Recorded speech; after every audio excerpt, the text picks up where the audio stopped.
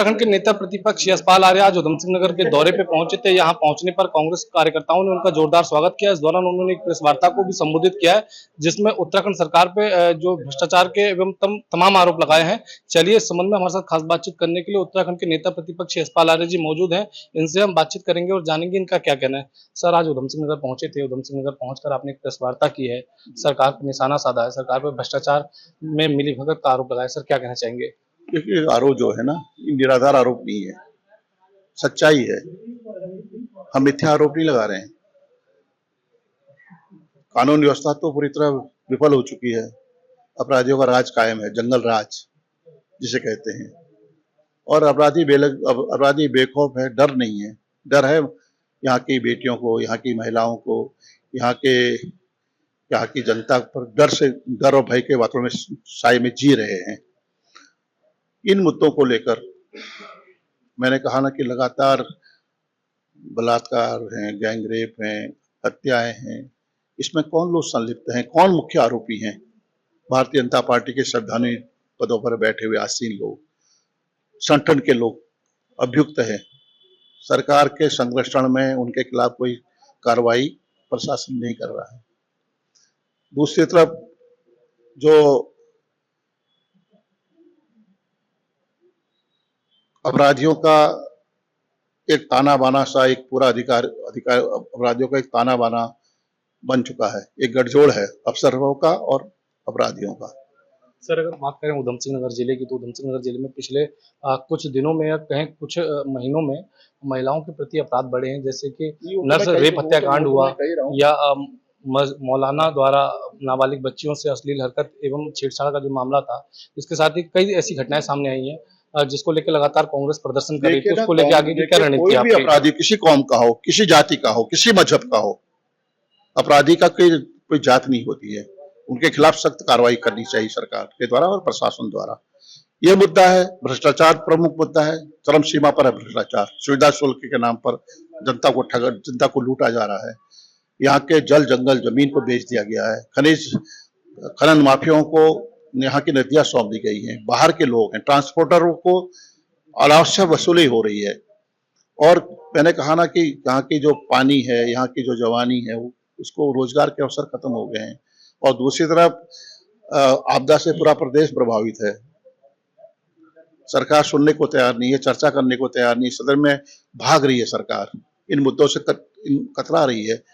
20 गांव वो 1 साल से ज्यादा हो चुका है, धरने पर बैठे हुए बाजपुर में अपने हक की बात कर रहे हैं। सरकार सुनने को तैयार नहीं है। और भी स्थानीय मुद्दे हैं। इन मुद्दों को लेकर 9 सितंबर को 11 बजे हम जिला अधिकारी कार्यालय का घेराव करेंगे, डिस्ट्रिक्ट मजिस्ट्रेट के ऑफिस का घेराव करेंगे।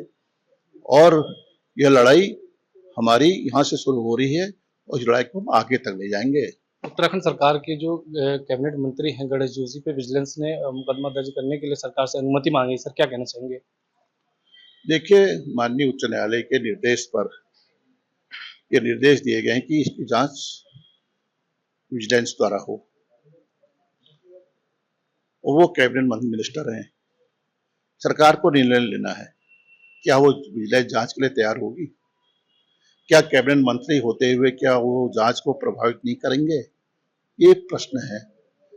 हम देख रहे हैं कि इसमें सरकार क्या कदम उठाती है, उसके बाद फिर हम इसमें आप लोगों का स्टैंड क्या होगा?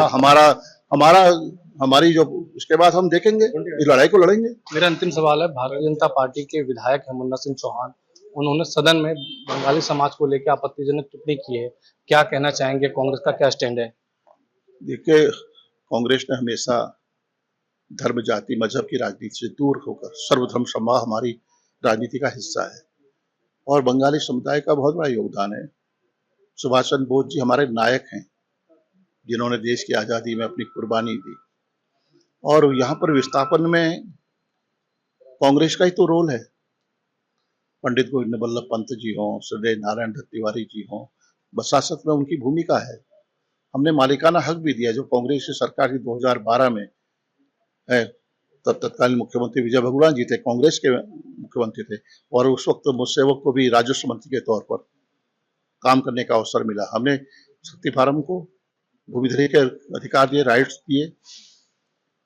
और आज मुन्ना सिंह चौहान जी का जो वक्तव्य है, मैं फिर कह रहा हूं कि उनका वक्तव्य क्या सरकार का वक्तव्य है, क्या भाजपा का स्टैंड है, उसको स्पष्ट करें कि सार्वजनिक माफी मांगने से अपने वोट बैंक को बचाने की जद्दोजहद में यहाँ के स्थानीय लोग, नेता कहिए, मंत्री कहिए, बयानबाजी कर रहे हैं, वो जाकर बात करें, वहां कहें अपने आलाकमान से, हाईकमान से, प्रदेश नेतृत्व से कि ये गलत बयानी है, इस पर एक्शन होना चाहिए, कार्रवाई होनी चाहिए।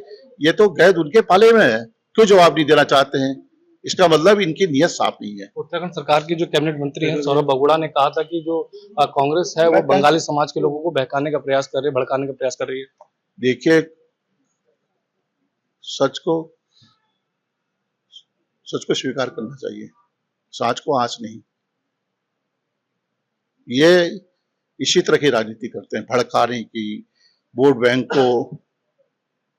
बैंक के पर काबिज होने के लिए तरह के आक्षेप, आरोप, मिथ्या बातें कहती रही है, प्रभावित करती है वोटों को, लेकिन कांग्रेस की इस तरह की राजनीति नहीं की है। निश्चित रूप से मैं फिर कह रहा हूं कि हाईकमान को स्पष्ट करना चाहिए कि इनका नजरिया, इनका दृष्टिकोण इस मामले में, जो मुन्ना सिंह चौहान जी बहुत सीनियर लीडर हैं, वरिष्ठ विधायक हैं, क्या भारतीय जनता पार्टी का नेतृत्व उनकी बात से सहमत है या नहीं? उनको इसका जिक्र करना, इसका उल्लेख करना चाहिए। तो आपने सुना कि हमारे साथ खास बातचीत करने के लिए उत्तराखंड के नेता प्रतिपक्ष यशपाल आर्य जी मौजूद थे। इन्होंने उत्तराखंड सरकार पर हमला बोलते हुए कहा कि उत्तराखंड सरकार अपराधियों और भ्रष्टाचारियों को संरक्षण दे रही है। इन्हीं के संरक्षण में अपराध और भ्रष्टाचार फल फूल रहा है। उधम सिंह नगर से एबीपी लाइव के लिए वेद प्रकाश यादव की report. For exclusive and insightful videos, subscribe to our new channel ABP Live Premium.